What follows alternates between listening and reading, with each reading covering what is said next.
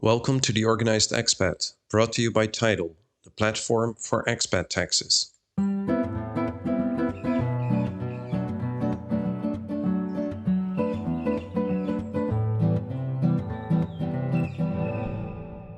Today we're going to talk about real estate, income from real estate, and where that's taxed, and what tax treaties tell us. So Laurens, income from real estate, where is that taxed? Right, so we're talking now more broadly about real estate. So not for one country specifically, but in tax treaties and what the principles are. So mostly in tax treaties, you will find it around Article 5 or 6, and it's called income from immovable property. That's the first category we can talk about. So you can think of rental income, etc. And that's mostly taxed where the real estate is located, where the property is located. And that makes sense, I think, because the country where it's located also has, let's say, put effort into it to connect it to the sewer system, to connect it with the electric grid, things like that. So it makes sense that it's... Right, and it's a principle you see in most tax treaties, because most tax treaties are based on the OECD model treaty. So that's like a standard tax treaty that serves as a guideline for all kinds of tax treaties. And then general principle is where the property is located, that country has the main right of taxation. Okay, so it's the country where it's located there, that's the country where it's typically taxed. So that means that you only pay taxes in the country where the property is located. As in if you also live in that country and you don't have any other source of income, then that's true.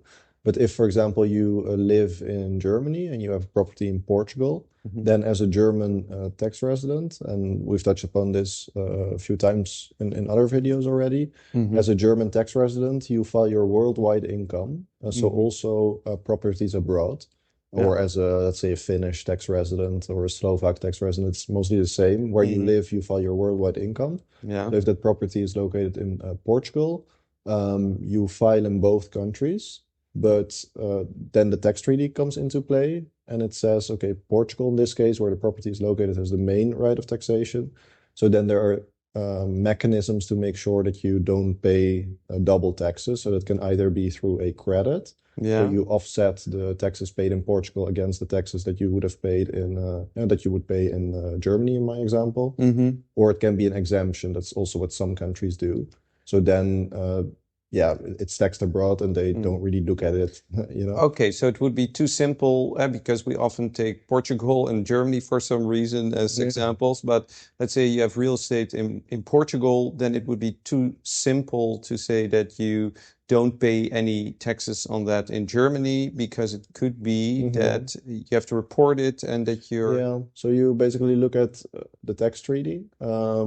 First question is basically you look at what is the national law of the country where you live. So maybe under their national law, foreign properties don't have to be reported, could be. But let's say if they do, then you look at, okay, does the tax treaty give a credit or an exemption? And if it's a credit, then, and we've explained this a few times already as well in other videos, if it's a credit, it basically means that you will effectively end up paying the highest tax rate of the two countries. So if you pay 30% tax in Germany and 20% tax in Portugal, then you subtract that 20% from the 30% in Germany. And then you still pay 10% in Germany. 10% net in Germany. If it were an exemption, you would have not paid in Germany and you only pay the 20% abroad. So that's why taxpayers typically prefer exemption methods. Okay, but it means that you could still end up paying taxes on real estate outside the property outside the country where the property is located. Exactly, but in most cases, the biggest portion of taxes is paid where the property is located, and any differences are mostly explained by the fact that there's a tax credit and the tax rate of the country where the property is located was lower than the tax rate in the country where you live. And income from immovable property, what does that exactly mean? Exactly. So it's you would think of rental income from a house or an apartment or basically any property that you have. So that's in the tax treaty, when you look at income from immovable property, that's rental income, etc. So long-term rentals, short-term rentals, doesn't matter. Everything. And then of course you can also sell property, and then you don't look at income from a movable property because that's rental income, but you Yeah. look at capital gains on real estate. Yeah. So that's the capital gains article. So making a profit on your house when you're selling it does not count as income from a movable property, but that's considered capital gain, a capital gain on Exactly. movable property. So yeah, and then there are different allocation rules in the tax Mhm. treaty again for capital gains. Yeah. However, capital gains on real estate typically follow the same pattern. So they're Mhm. primarily taxed Yeah. in the country where the property is located.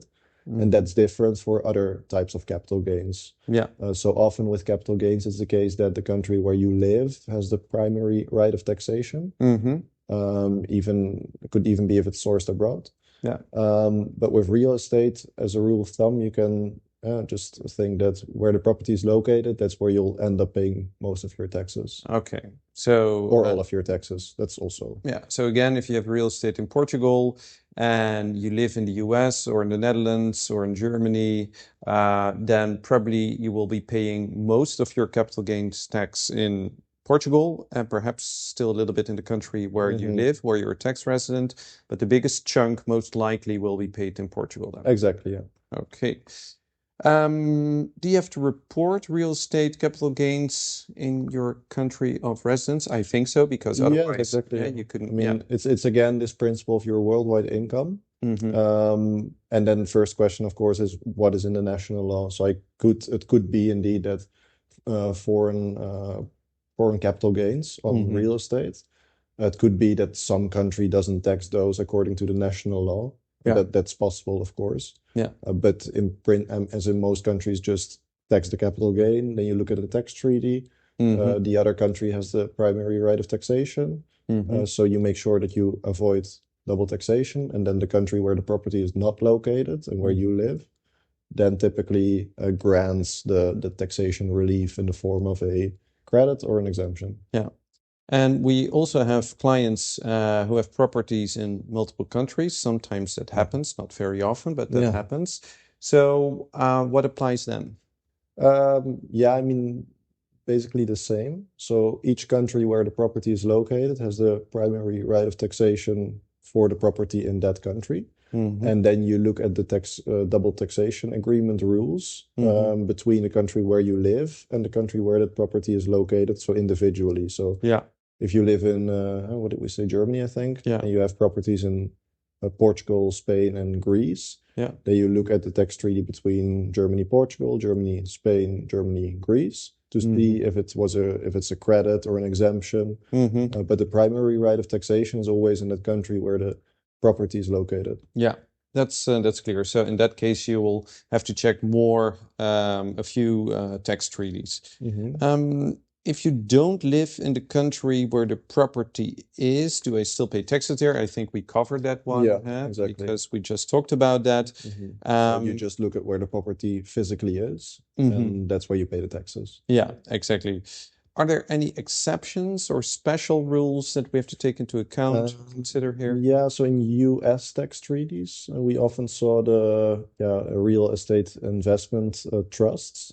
So if for example, if real estate is in a trust or something, then sometimes the country of residence can have a primary right of taxation. In general, it's also possible that real estate capital gains, as in theoretically, it's possible that in a tax treaty it's negotiated that the country of residence can also tax those. Yeah. But it's very rare. I've personally not seen it, but it could be possible. Yeah. So then we're only talking about capital gains. Very slim chance, but we cannot completely exclude that might be in some tax treaty at some point. Yeah. And if we're talking about real estate investment trusts, so it's a little bit, let's say, more an edge case then. So we don't see a lot of exceptions or special rules in this field. And owning real estate itself, is that taxed? I mean, again, it depends on the country where you own the property, for example. Do they have a wealth tax on that? Yeah. So that's where you look at first. And then some countries don't. Sorry, some countries don't. Some have a distinction between, for example, your primary residence or a secondary residence. Yeah. So you don't see that often that your primary residence is taxed with a wealth tax.